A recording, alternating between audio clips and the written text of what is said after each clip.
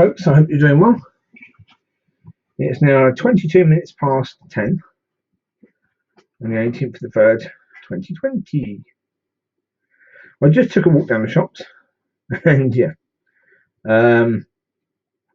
pretty much what you'd expect. More or less every single shelf empty.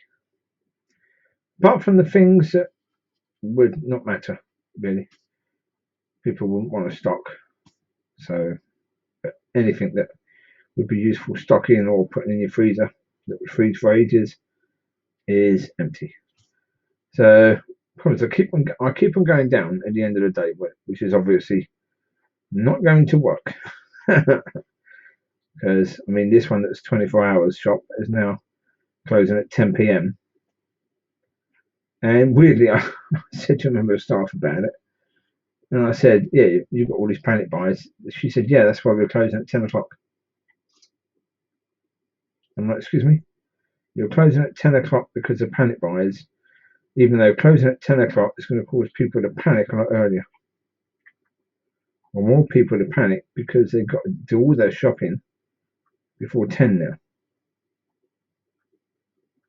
So that doesn't help or make any sense at all. But okay.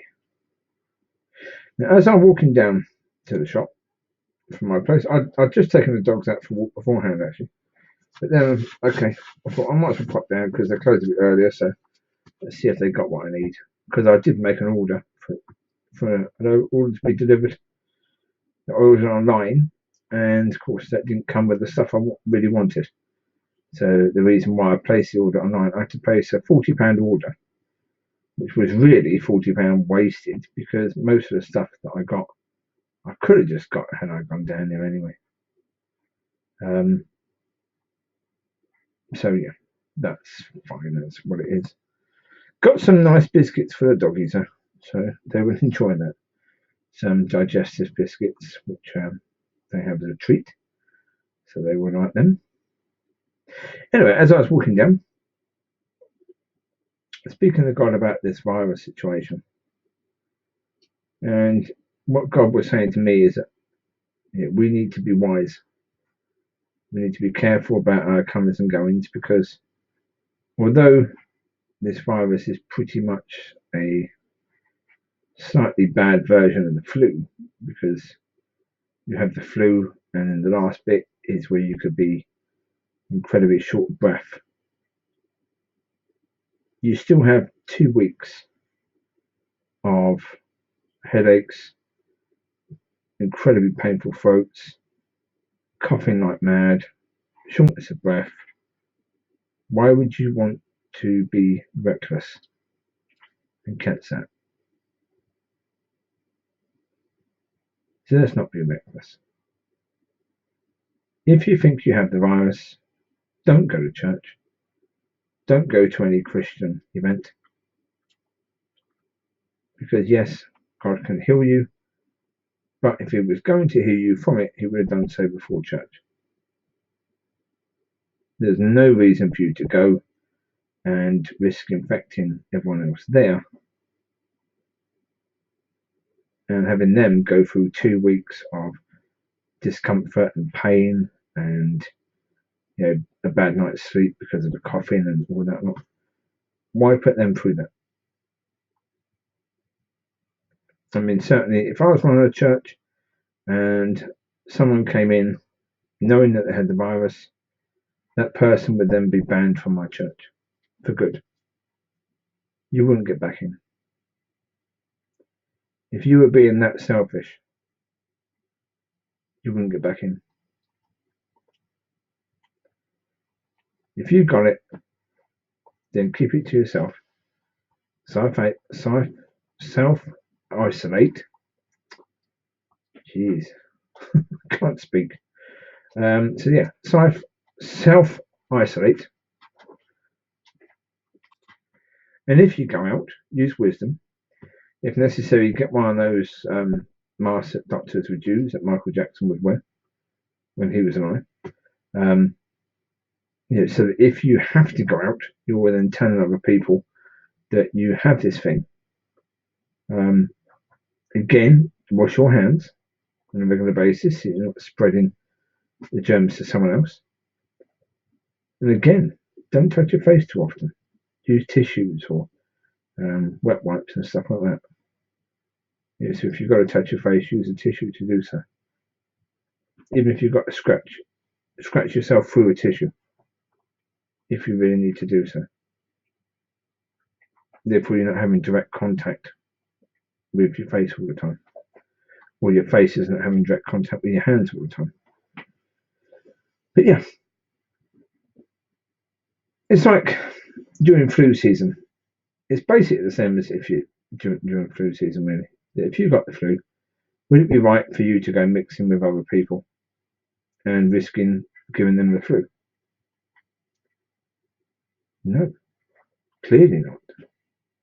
It's not a very loving thing to do. So, yeah, if you're going to be loving towards your brothers and sisters and towards people in general, don't go taking risks with their health. Simple. If you're pregnant, again, be very careful, because although chances are your child will be safe even if you get the virus, chances are is not really 100%, is it? So be wise. Just be wise, folks. And yeah, if your child gets the virus, don't go visiting the grandparents. Yeah, if the grandparents are even over 50, I wouldn't do it. The risk is just too great. I mean, unless you want to say goodbye to them for good. I just wouldn't do it. Because, yeah, chances are they could catch it and they could survive it, or they might not even catch it through one visit. But they might catch it. They might come down with it really, really badly. They might come down with it at a time when the local hospital doesn't have any ventilators spare. And because of their age, the hospital has to say, I'm sorry, we can't help you. But then how are you going to feel? Was that visit worth it?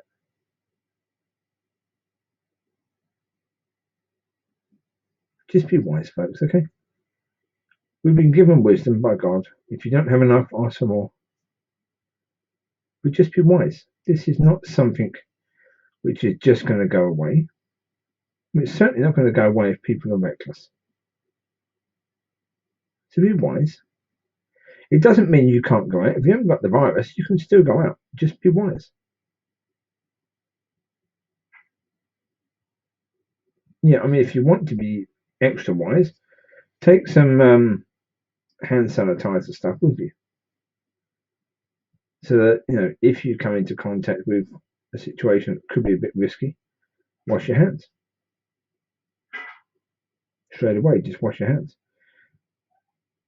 Now, earlier on, I just used the loo, and it came to my mind that normally, if someone hasn't washed their hands, you wouldn't dare. Most people wouldn't go anywhere near shaking someone's hand. There's always that thing, oh, they've just been to the toilet, I wonder if they wash their hands. They're offering their hands to me. Do I really want to shake their hands? Well, think about it in one way. If you had to shake someone's hand, and there was two people, one with the coronavirus and one that had just been to the toilet and didn't wash their hands, which hand would you go for? And all that time, we were saying we wouldn't shake someone's hand who'd just been to the toilet unless we knew they'd washed their hand. Now that'd be the first hand we'd go for.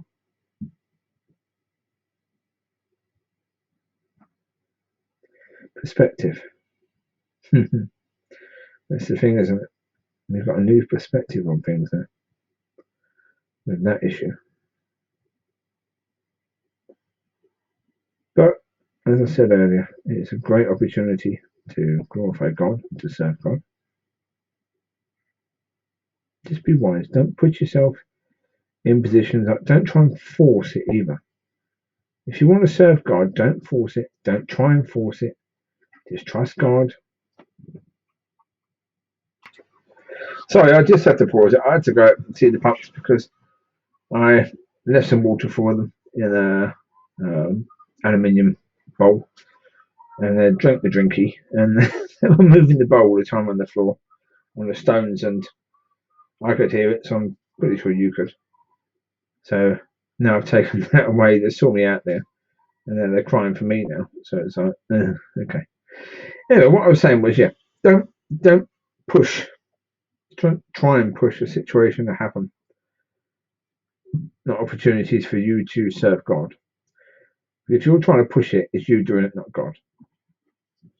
Pray about it, seek God, offer yourself to God. That's all you can do. And if God chooses to use you, He will use you. And if He chooses to use you, He will use you in whichever way He wants to, when He wants to. Don't try and push it. If you try and push it, you're going to put yourself in situations that are dodgy, that are risky and bad news. Right? You don't want to do that. It's like people in the past have put themselves in situations where they've tried to serve God and they've gone into situations where they were trying to cast out demons, but they're trying to do it on their own. And they've ended up being attacked by the same demons they're trying to cast out because they were trying to force it. Don't try and force things to happen. If God wants to do something, He will do it. Let Him do it. Okay, simple as that. It's up to God as to what He wants to do when He wants to do it.